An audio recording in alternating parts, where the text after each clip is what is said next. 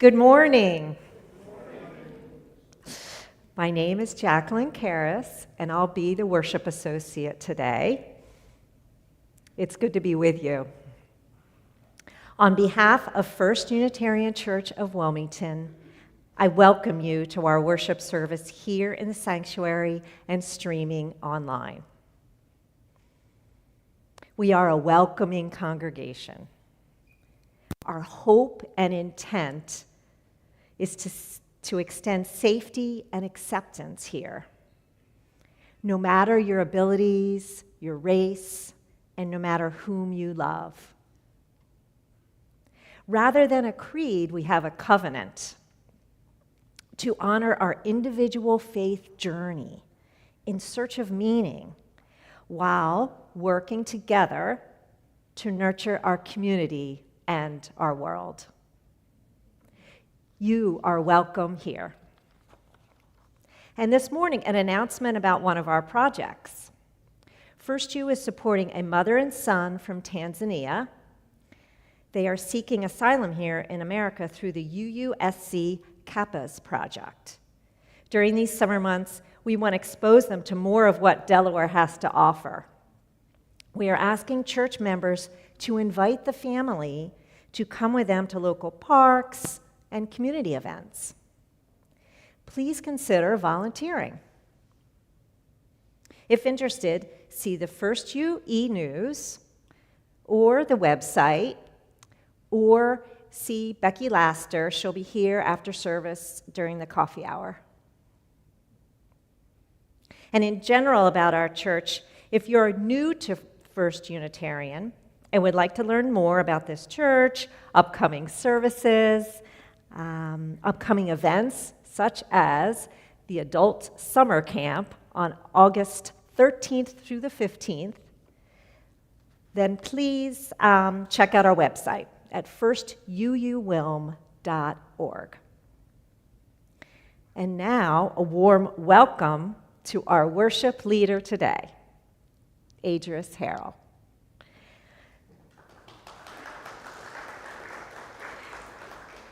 That means raise the roof.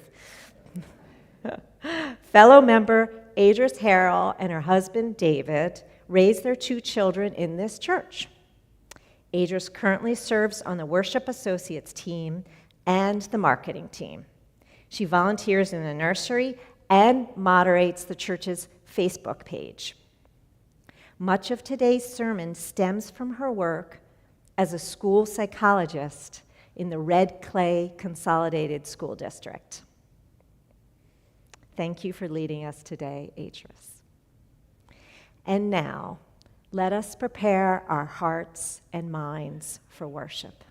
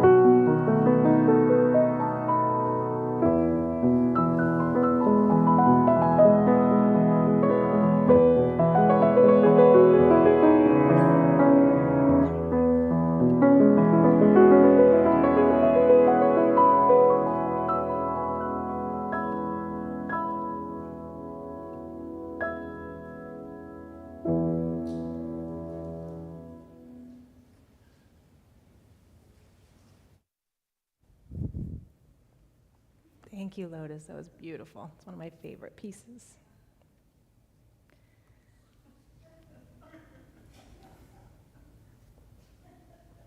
Oh, I was wondering what you're laughing at. The following was written by Jonathan Mooney in his book, Normal Sucks: How to Love, Learn, and Thrive Outside the Lines.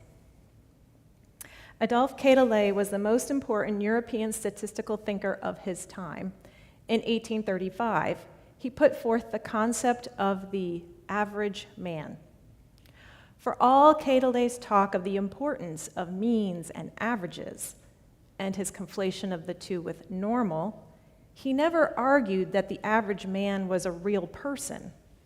He argued that the average man was only a useful statistical construct for understanding the world for people in government and other professionals. It wasn't something to actually be.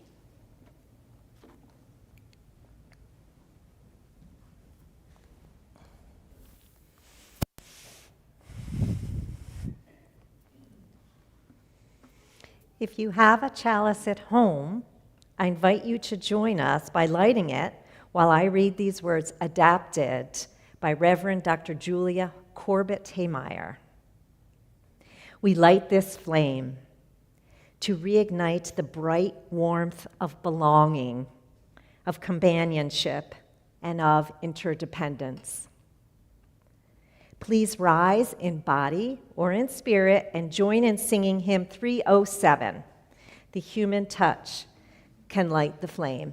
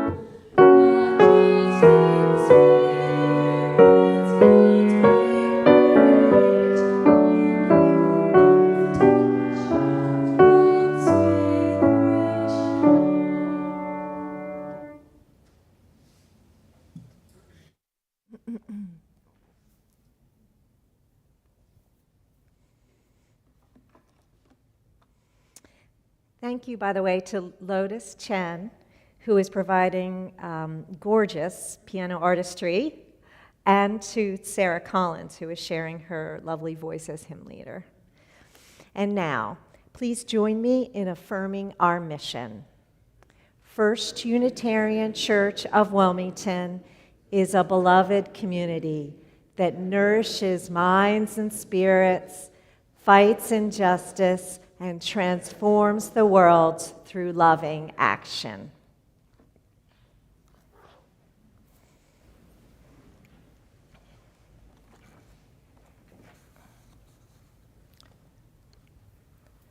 Lulu Miller, in her book, Why Fish Don't Exist, offers the dandelion principle.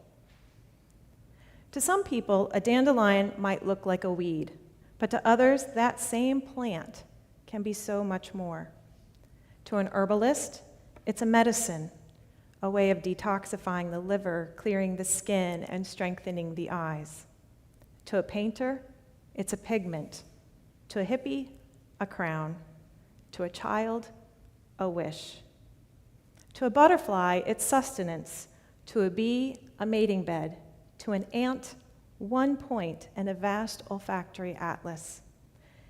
And so it must be with humans, with us. From the perspective of the stars or infinity, sure, one life might not seem to matter. It might be a speck on a speck on a speck, soon gone. But that was just one of infinite perspectives. The people in your life share so many more perspectives of who you are. What are you to the people in your life? Are you the coworker who makes it bearable for someone else to show up to work? Are you the elder with sage advice? Are you the person who gives comforting hugs? Who do you make laugh? Who do you take care of? Who do you make feel special?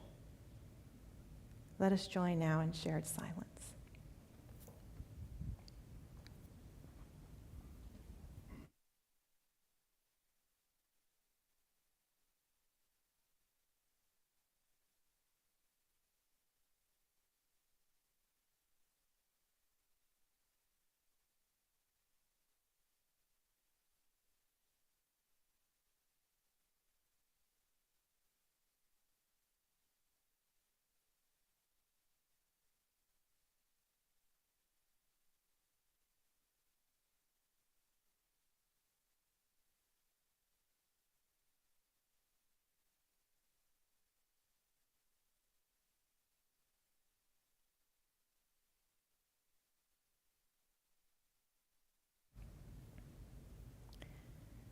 Every Sunday, we take time to attend to the concerns for ourselves, our loved ones, or our world that we are holding in our hearts.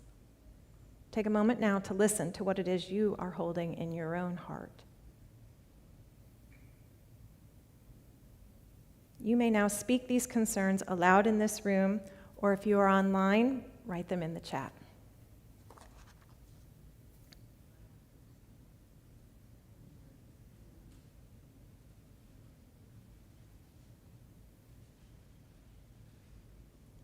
May all whose names were spoken and those unspoken find peace and healing this day.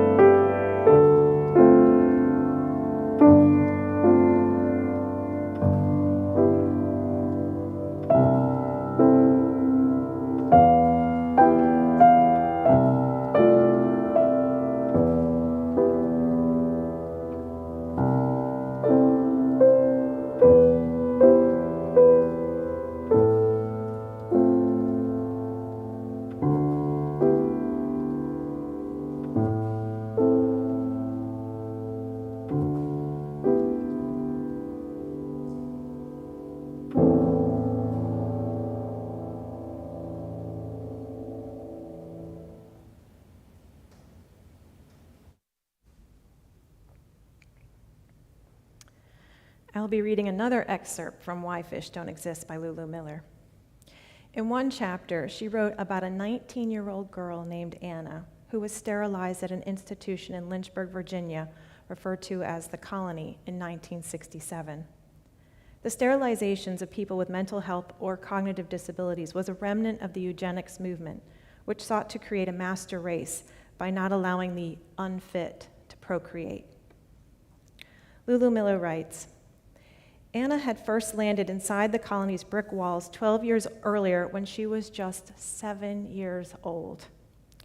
She and her brothers had been spotted by neighbors playing naked and unattended in a pen behind their home. State workers had come to take them away. The combination of the neighbors' worries, her parents' poverty, and Anna's low score on an intelligence test were enough to deem this 7-year-old unfit. A few years later, another little girl showed up at the colony. Her name was Mary, and she was shaken, afraid, wanting very much to go home.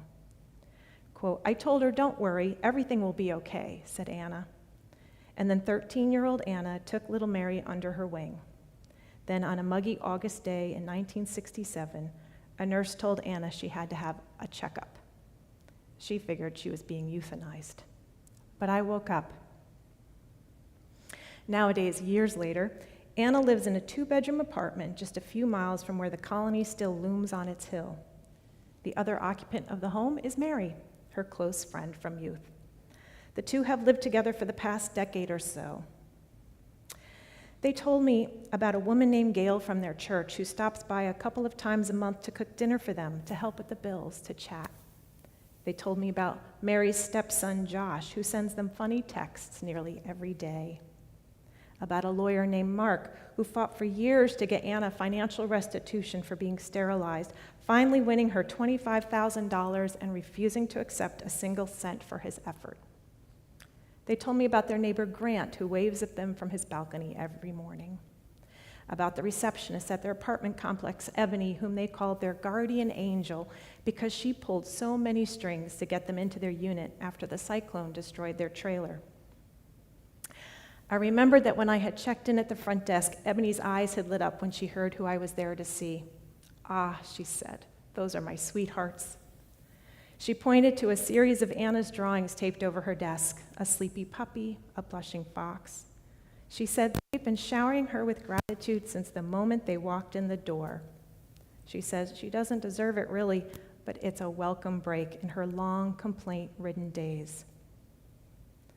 Slowly, it came into focus. This small web of people keeping one another afloat. All these minuscule interactions, a friendly wave, a pencil sketch, some plastic beads strung up a nylon cord. They might not look like much from the outside, but for the people caught inside that web, they might be everything, the very tethers that keep one bound to this planet. That was what was so maddening about the eugenicists. They failed to even consider the possibility of a web like this. They failed to consider the tangible ways in which people like Anna and Mary might be enriching the society around them, reflecting more light back into it, strengthening it. How many of you have survived a statistics class? Raise your hand. Okay. For those lucky people, you may remember something that looks like this. Hopefully it goes up there. That's not it. Next slide. There we go. It's called a normal distribution or a bell curve because of its shape. In my work as a school psychologist, I work with the bell curve every day. For those of you who were lucky enough to not take a stats class or who forgot everything you learned, I'm going to give a quick and dirty explanation of the bell curve, or as it is also called, the normal curve. If you measure something in the general population, for example, height, most people will measure around the same amount, give or take, what most people think of as the average range. But then fewer people will measure less or more than those in the average range. If you look at this bar chart, on the height of women, the bars show how many women measure at each height. And you can see how the bigger bars are grouped together, meaning more women were of those heights, And as you go away from the average height, the bars get shorter. And when we draw a line along the top of the bars, we form the bell curve. Now there's a lot of math stuff happening that is too complex for me to explain. But basically, 68% of the population will fall within the average range. That leaves about 32%, almost a third of the population, who are not in the average range. We use this normal distribution to measure different things. In my field, we use it to measure students' cognitive abilities, academic skills, and life skills, so that we can see if the students are performing within the average range compared to other children their age. If they're measuring well below that range, they might be provided academic interventions or special education. There are a lot of problems with this system and with many of the tests measuring intelligence that are rooted in racism and privilege. The normal curve itself is not racist, but it has been distorted to justify many racist theories. Some characteristics that we measure cannot be changed, like our height when we have stopped growing or the color of our eyes. The measurement of other characteristics can be changed with education or practice, such as our reading skills or ball throwing skills.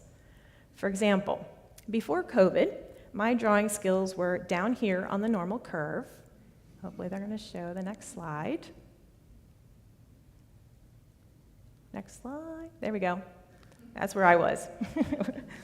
But during the shutdown, I started teaching myself to paint, and then I took some drawing classes, and now I might place my drawing skills here. Improvement.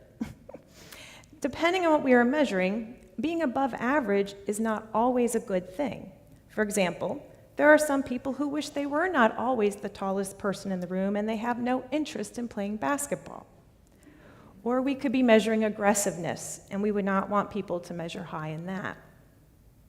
We all have things that we are good at and things we are not so good at. Yet many of us walk through life feeling like we don't have much to offer the world, and there are many who see other people as not having much to offer. Why is that? It often happens when there is a mismatch between the values of our cultures and the abilities an individual possesses. Our culture tells us which skills or traits are important and which are not. The dominant white culture in the US sends a message that a person is worthy and successful if they are in a position of power, are well educated, or earn a high income.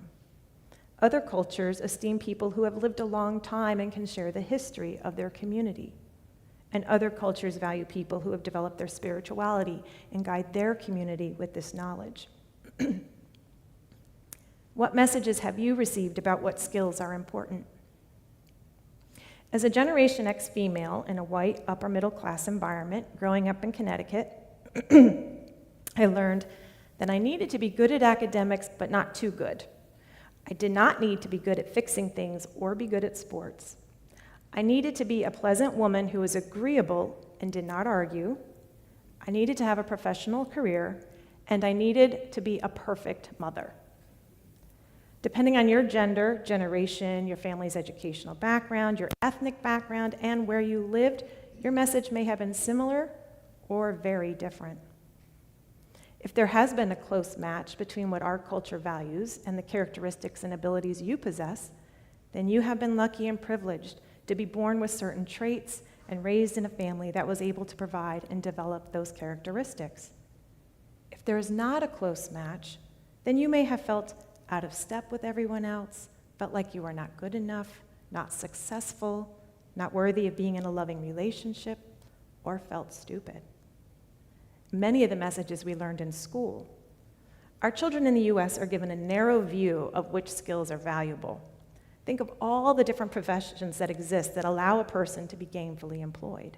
There's a huge variety, and many of them rely on skills that are not taught or emphasized in our schools.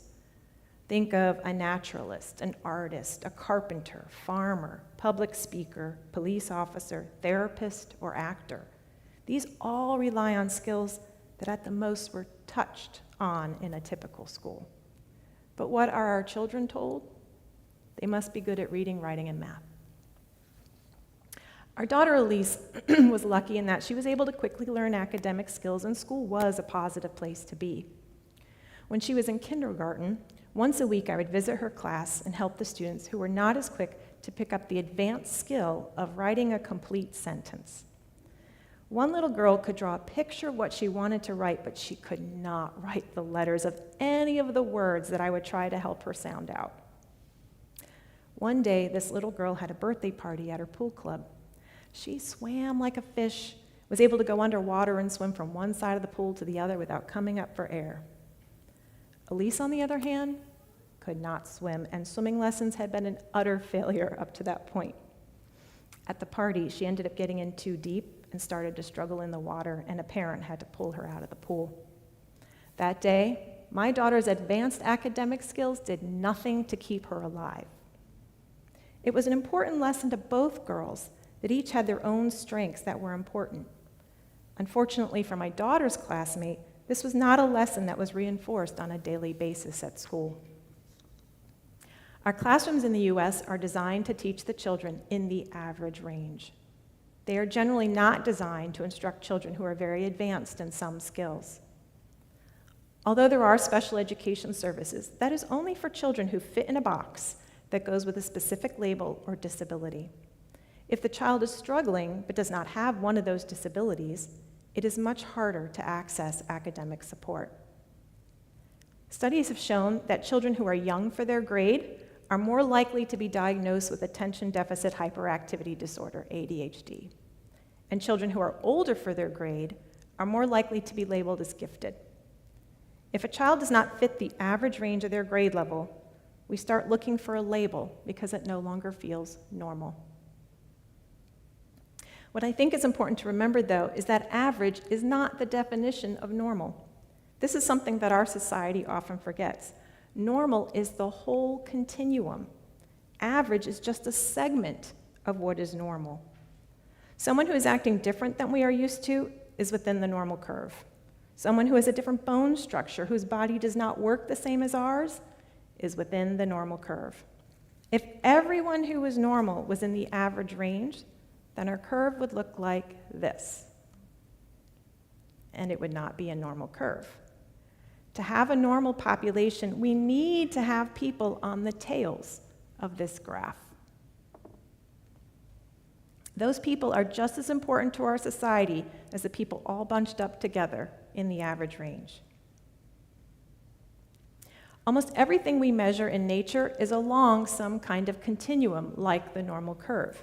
Humans, not Mother Nature, are the ones who have categorized things, saying something is either a this or a that. Underwater, there's a range of animals that we call fish. Some can breathe underwater, and some can breathe both under and above water, some with scales and some not. Some will live in salt water, fresh water, or both, some with bones and some not. And yet all these animals would be considered a fish.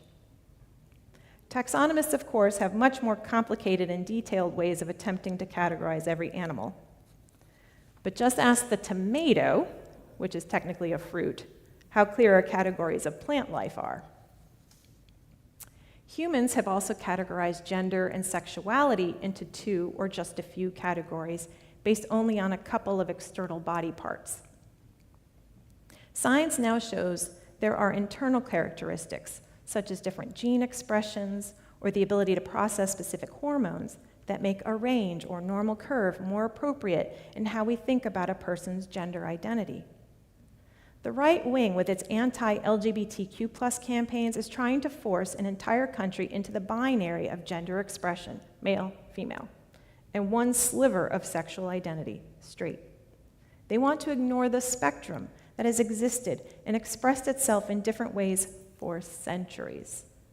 The normal curve is a demonstration that our LGBTQ+ siblings have always existed because it is more normal for there to be a spectrum than a binary when it comes to nature. Diagnoses and disorders are included under the normal curve. They are part of the variety of our animal species. The term neurodiversity promotes that ADHD and autism are simply places along the continuums of attention, sensory processing, communication, or social skills. Humans have created arbitrary lines to say when something is far enough away from average to be a disability, and we have moved the lines over time. We once thought of autism as someone who looked like Dustin Hoffman's character in the movie Rain Man, who had watched his TV shows at a specific time, who screamed and hit himself when he had to go on a plane. He talked about the same thing over and over again, struggled to communicate, rocked back and forth, and did not look people in the eye. Over the years, people with much less severe, more milder symptoms have been diagnosed with autism. With each edition of the Diagnostic and Statistical Manual of Mental Disorders, it's a mouthful, the DSM, the criteria for psychiatric disorders have been changed. We are currently at the 5th edition text revision, or DSM-5-TR. For autism, for example, the symptoms in the DSM-3 in 1980 had to be markedly abnormal, gross deficits, or bizarre. Now in the DSM-5-TR, showing a deficit or repetitive behaviors is sufficient to receive the diagnosis. While a diagnosis of autism used to describe behaviors at the far end of the normal curve, it is now describing behaviors that are somewhat closer to the average range. We are moving the diagnosis farther up the normal curve because, in part, I think, without the diagnosis, people who are just outside the range of average are not provided the understanding and support they need to be included in our communities and schools.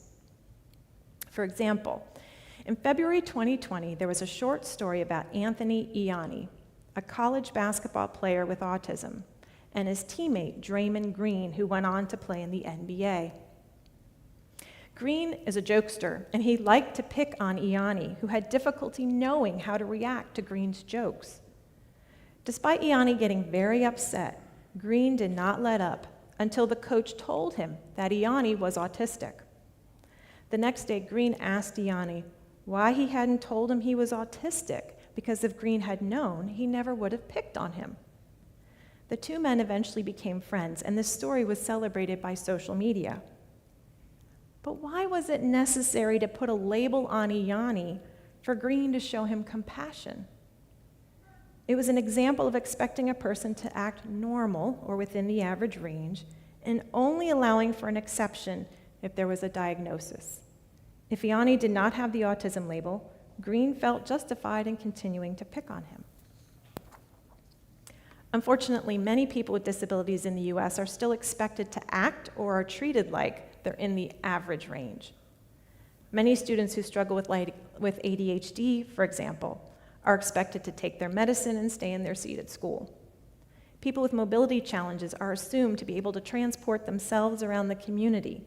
Paratransit is therefore often underfunded, and buildings are not made accessible. Our government expects those with significant mental and physical health issues to be able to hold a 40-hour-a-week job and run a household instead of the community providing appropriate housing and job support. Deaf people are expected to verbally talk instead of the community providing different communication strategies in businesses and institutions. The prevalence of schizophrenia is fairly stable across cultures, but how it is regarded and treated is different. The World Health Organization found in the 1970s that developing countries, those in Latin America, Asia, and Africa, produced better outcomes for schizophrenic patients than those in developed countries such as the United States and in Europe. Later studies in the 2000s continued to have the same results. In a 1980s psychological anthropology study by Janice Jenkins, family members of schizophrenic patients were interviewed in different countries. In individual-focused cultures like the white culture here in the US, parents' critical comments about the patient tended to focus on the personality traits of the patient or their clinical symptoms. For example, that the patient was lazy or experienced hallucinations. In more familial-focused cultures like in Mexico, family members' critical comments focused on the impact the behaviors had on the family, such as the patient not working and providing income or being disrespectful to their parents. Individually focused cultures regarded regularly helping the patient, such as taking food to them, as being over-involved, while in familial-focused cultures, this was thought to be the right thing to do. Different cultures place different labels and meanings on the symptoms of schizophrenic patients and how they should be treated. This impacts the stigma of their disease, and as a result, how much the patient is allowed to participate in the social life of their community. So it is not only the disease itself, but how the culture views the disease that affects the functioning of someone with the disease. It's not just where you are on the spectrum that is important, but how the culture you live in regards your spot on the spectrum. In the last 20 years or so, the inclusion movement in the US has pushed public education to include more children with disabilities into the general education classes. As a result, many parents, students, and teachers have begun to learn the value of working with children who have skills on the lower end of the normal curve. We see lots of feel-good news stories now about a student with disabilities who helped a team, like handing them water bottles during games. And the student is rewarded the last game of the season by getting to play in the last few minutes of the game. Sometimes the child ends up making an amazing goal, and to me looks like they should have been playing all season. Or the child's team, or even the opposing team, helps the child make a goal or score.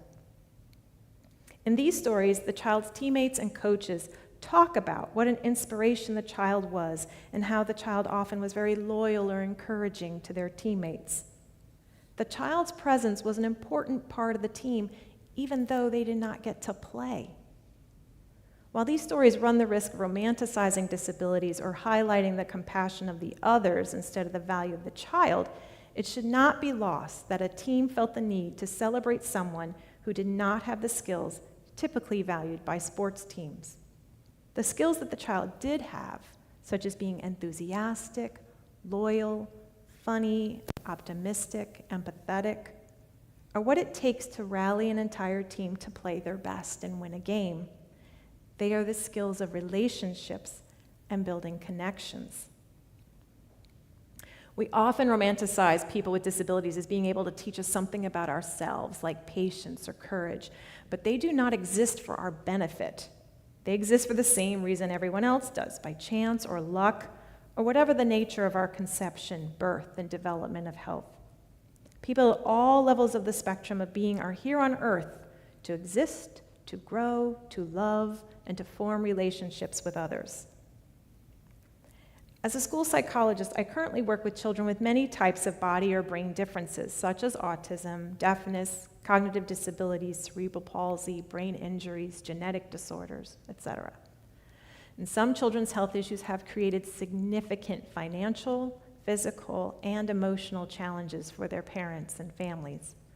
But they all fiercely love their children and will do anything to make their children happy and safe.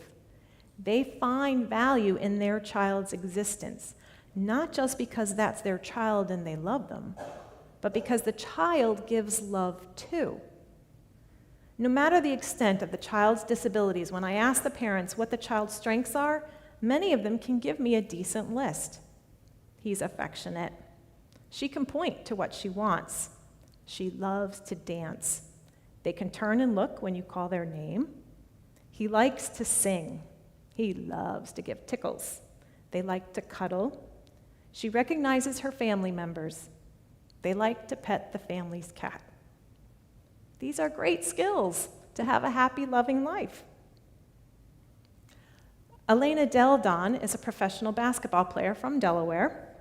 Her older sister Lizzie has cerebral palsy, autism, and is deaf and blind. Deldon chose to not play basketball overseas during the WNBA off-season so she could spend time with her sister. Deldon said, quote, "Lizzie doesn't know that I play basketball. She doesn't know that I'm 6'5". She just knows that I am one of her people and a really important person in her life, and that's all I want to be." What drives that loyalty to her sister? Why do school teams celebrate someone who does not have concrete skills that make them a better team? Why do parents fiercely fight for children who need so much from them? Connection, relationship, love. Isn't that enough to determine the value of a person? Now, I'm sure many of us can think of how super smart people have made incredible inventions and how people who are daring made significant discoveries. We can envision how people who are above average in positive qualities provide positive contributions to our society. But how many of those above average discovered lands and then killed off the inhabitants with disease? How many of the contributions by those in the above average range contributed to climate change or pollution or created institutions that entrenched racism into our systems? There are not always positive outcomes associated with positive traits. What we are learning, though, is that research is finding that people who have strong relationships live longer and are healthier as they age. People on the tails of the spectrum may not have strong cognitive abilities, great language skills, or appropriate social skills, but they can do what everyone else can do: love. The love will be expressed and experienced in different ways. Elena Del Don's sister cannot verbally say, "I love you," to her, but Lizzie reaches out to touch Elena's leg when she sits next to her. It's a form of connection. Whether we have a disorder, disability, or not, we are a part of the normal curve. Whether we require medication or treatment to improve or make ourselves healthier, we are still under the normal curve. Although there is a statistical average range, it is our culture that determines what is the range of acceptability or desirability for each characteristic, trait, or behavior. Are you lucky enough to have a good match? Or are you too much or not enough of something according to the community around you? But what it all comes down to is that none of it matters when it comes to love. We are all capable of love and of being loved. And that is what makes you normal.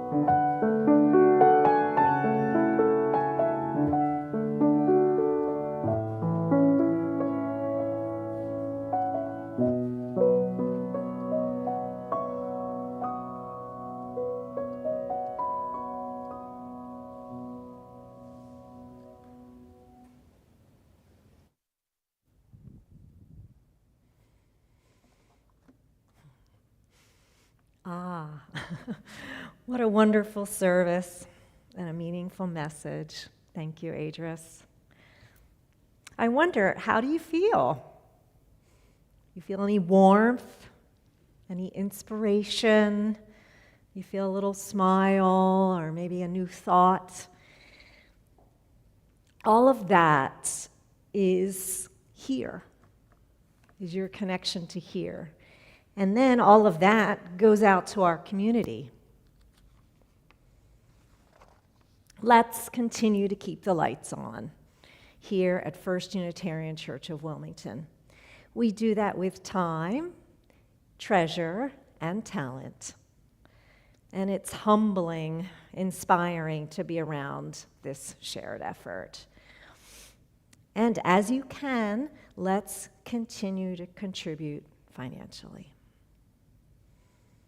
It's the summer, perhaps your mind is on vacation, yet First Unitarian Church does not close down. First U is always here for us, no matter the season. If you're able, consider a tip today. There are baskets in the back of the sanctuary, and of course there are more high-tech means as well, electronic as well as mail-in routes for your offertory. Those will be displayed on the screen during the upcoming music. Thank you. And now, please join me in our dedication to the work of this congregation, which is weaving a tapestry of love and action. We dedicate our lives, and these are offerings.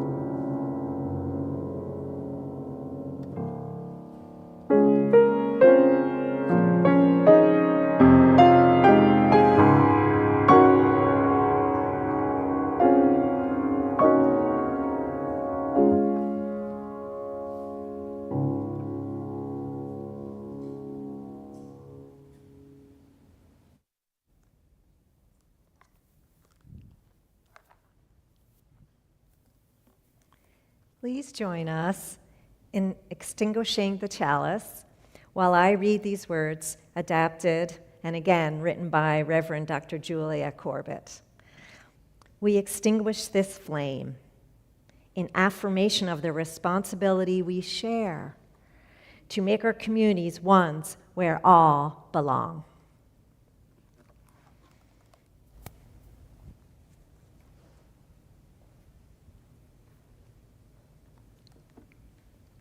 Following the benediction, we will sing our closing hymn, number 135, How Happy Are They?